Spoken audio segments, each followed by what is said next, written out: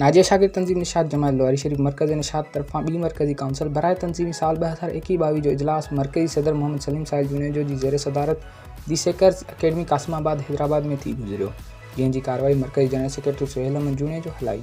Council में सभिनी तंजीमी ज़िलनि बदीन, हैदराबाद, कराची, सांगड़, शहीद बेनज़ीराबाद, कंबर, लाड़काणू ऐं दादू, जॾहिं त सभिनी तंजीमी ज़ैली इदारनि Nishat students welfare and training committee, Nishat education improvement programme, Nishat publication ऐं सरपरस्त कमेटी निशात नौनिहालविंग जे नुमाइंदनि शिरकत कई ऐं पंहिंजूं 6 माही कारकर्दगियूं प्रोजेक्टर जी मदद सां PPT स्लाइड्स जी सूरत में पेश कयूं, जिन में मरकज़ी निशात में पंहिंजी कारकर्दगी बज़ाब्ता एज़न तरीक़ेकार सां प्रेज़ेंट कई, जिन ते तफ़सीली जाइज़ो पिणु वरितो वियो। गॾोगॾु गुज़िरियल मरकज़ी काउंसिल जे कयल फ़ैसिलनि ते अमल दरामद जो जाइज़ो वरितो वियो। उन खां अलावा ईंदड़ 6 महीननि जी प्लानिंग बाबति ज़िलनि ऐं ज़ैली इदारनि खे ख़ुसूसी तौर अमल पैरा थियण जा अहकामात ॾिना विया ऐं जाइज़ो पिणु वरितो वियो।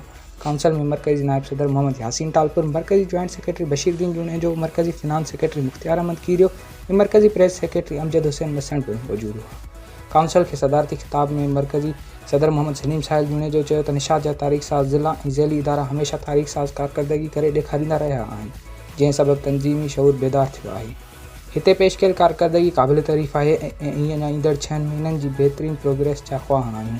ईंदड़ वक़्त में ॿीणी जोश व जज़्बे सां तंज़ीमी मिशन जे हासिलात जारी रखंदा ऐं वधि खां वधि कारकर्दगी जो मुज़ाहिरो कंदा। हीअ मरकज़ी काउंसिल 12 बजे खां राति 8:45 ताईं जारी रही।